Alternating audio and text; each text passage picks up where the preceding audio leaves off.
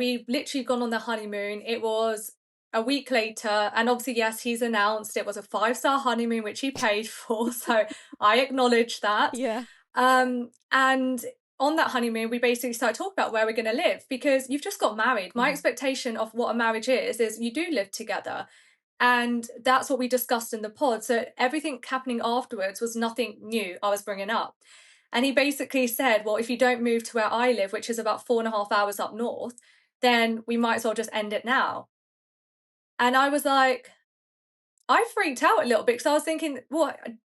Do you love me? Because you're happy to just drop this now. If I say, well, no. But what it was he had agreed, and we had both agreed, we would do a couple of months or a month where I live, and Mhm. then where he lives, and then we will make a joint decision where we feel like we should move to. Right. So it's not even rushing it.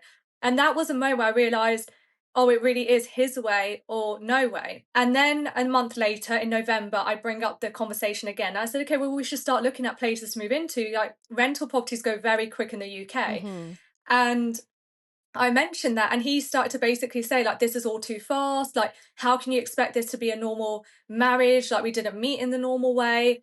And I said to him, like, okay, look, don't freak out. Like, I'm just saying, like, we should be looking at some point.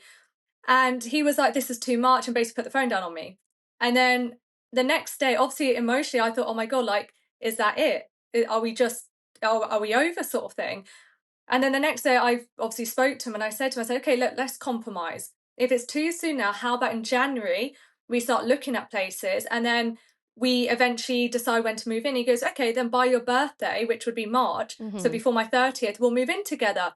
So there was compromise there, but was it truly compromise when you end it at the month we're supposed to be looking at places to move in together?